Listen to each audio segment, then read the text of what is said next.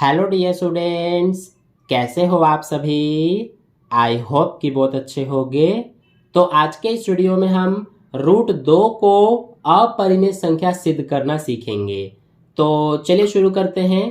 तो देखिए, हमें रूट 2 को अपरिमेय संख्या सिद्ध करना है। तो इसके लिए हम क्या करेंगे कि कॉन्ट्रडिक्शन मेथड का यूज करेंगे, यानी कि विरोधाभास विधि का यूज करेंगे। तो कॉन्ट्रडिक्शन मेथड से हम कैसे करते हैं, हमें रूट 2 को अपरिमेय संख्या सिद्ध करना है। तो इसके लिए हम सबसे पहले रूट 2 को एक परिमेय संख्या मान लेते हैं। ठीक है, तो इसीलिए इसके सॉल्यूशन में हम सबसे पहले यहां पर लिखेंगे कि माना रूट 2 एक परिमेय संख्या है। तो ये हमने लिख दिया कि माना रूट 2 एक परिमेय संख्या है। तो पहला काम हमें यही करना है कि अगर हमें रूट 2 को या फिर इसकी जगह पर कोई और नंबर को भी अपरिमेय संख्या सिद्ध करना है, तो सबसे पहले हम उस संख्या को परिमेय संख्या मान लेते हैं। ठीक है, तो अब देखिए, रूट 2 को अगर हमने परिमेय संख्या मान लिया है तो इसको हम a/b के फॉर्म में लिख सकते हैं, यानी कि a/b के रूप में, या फिर आप p/q के रूप में भी लिख सकते हैं, क्योंकि परिमेय संख्याएं हमारी p/q के रूप में होती हैं। ठीक है, अब ये जो a और b है, तो इसमें हमारा कंडीशन क्या है कि a और b सह अभाज्य पूर्णांक हैं, यानी कि a और b जो है इनका उभयनिष्ठ गुणनखंड सिर्फ एक है। ठीक है, यानी कि हम ऐसा भी कह सकते हैं कि a और b का HCF सिर्फ एक है। ठीक है, तो इसीलिए यहां पर हम ब्रैकेट में लिख देंगे कि a और b सह अभाज्य पूर्णांक हैं। तो ये हमने लिख दिया कि a और b सह अभाज्य पूर्णांक है तथा b is not equals to 0 है, यानी कि b जो है ये हमारा 0 के इक्वल नहीं है, क्योंकि अगर ये 0 हो जाएगा तो हमारी परिमेय संख्या ये नहीं हो पाएगी। ठीक है, क्योंकि परिमेय संख्या में जो हमारा ये नीचे होता है ये कभी भी 0 नहीं होता। तो इतना आपको समझ में आ गया। अब इसके बाद क्या करेंगे, हम ये रूट 2 को यहाँ पर एज इट इज लिख देंगे, b इधर ले जाएंगे तो मल्टीप्लाई में हो जाएगा रूट 2 के साथ, तो ये हो जाएगा रूट 2b, इधर क्या बचेगा a। ठीक है, तो ये हमारा बन गया। अब हम क्या करेंगे कि इसमें बराबर के दोनों तरफ हम स्क्वायर कर देंगे, यानी कि वर्ग कर देंगे।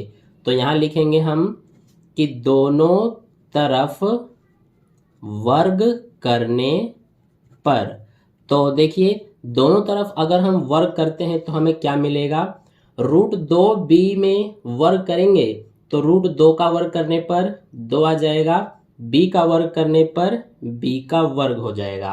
ठीक है, इधर a का वर्ग करेंगे तो a वर्ग हो जाएगा। ये आपको समझ में आ गया होगा।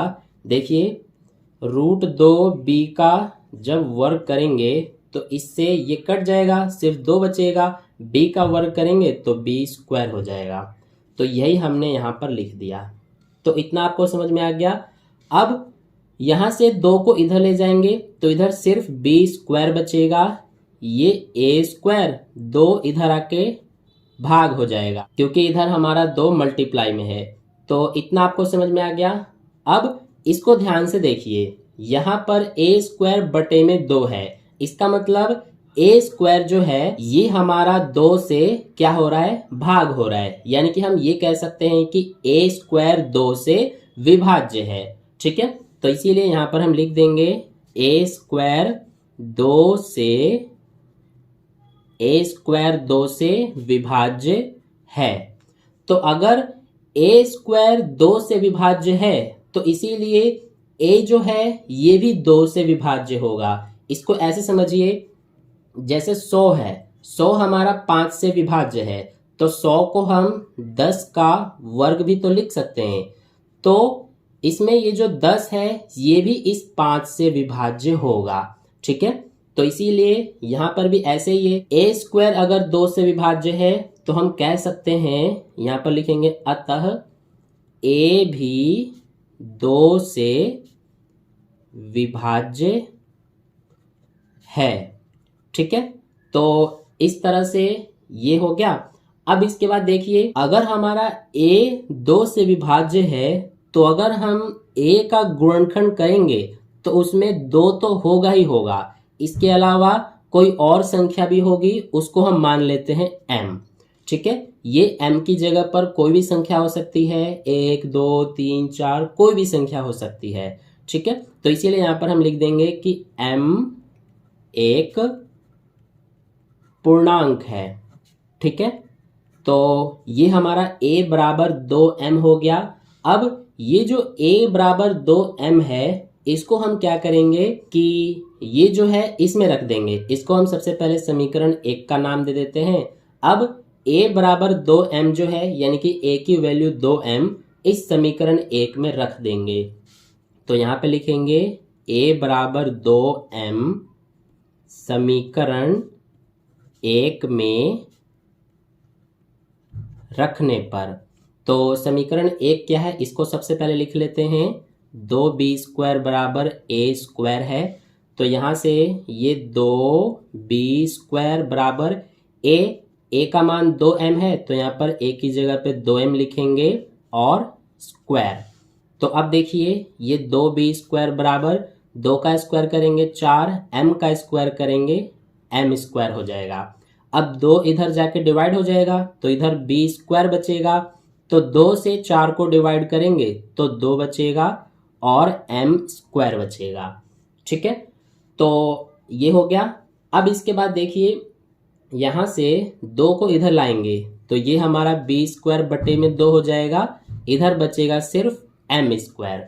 अब इसको ध्यान से देखिए, यहाँ पर b² जो है इसके नीचे 2 है, यानी कि b² इस 2 से भाग हो रहा है।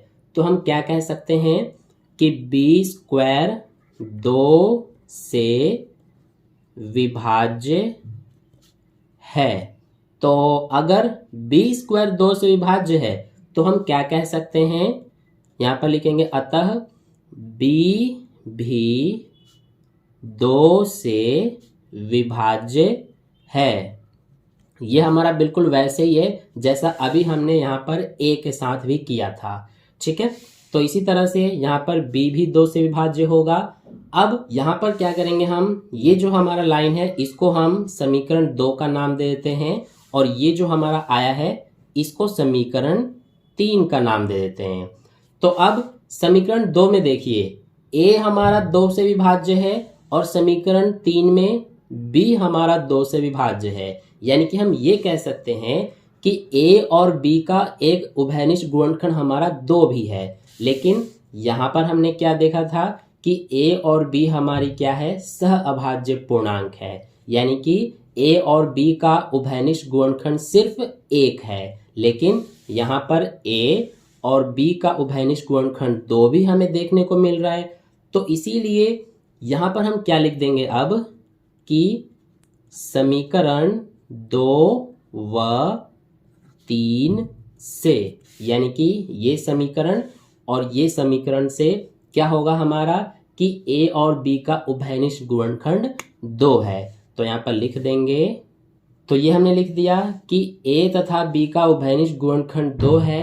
तो अगर a और b का उभयनिष्ठ गुणनखंड 2 है तो हम क्या कह सकते हैं कि a और b हमारी सह अभाज्य पूर्णांक नहीं है, क्योंकि सह अभाज्य पूर्णांक का मतलब है कि जिसका HCF सिर्फ 1 हो, यानी कि जिसका उभयनिष्ठ गुणनखंड सिर्फ 1 हो। लेकिन यहाँ पर a और b का उभयनिष्ठ गुणनखंड 2 भी है। तो इसीलिए यहाँ पर हम लिख देंगे अतः a और b सह अभाज्य पूर्णांक नहीं है।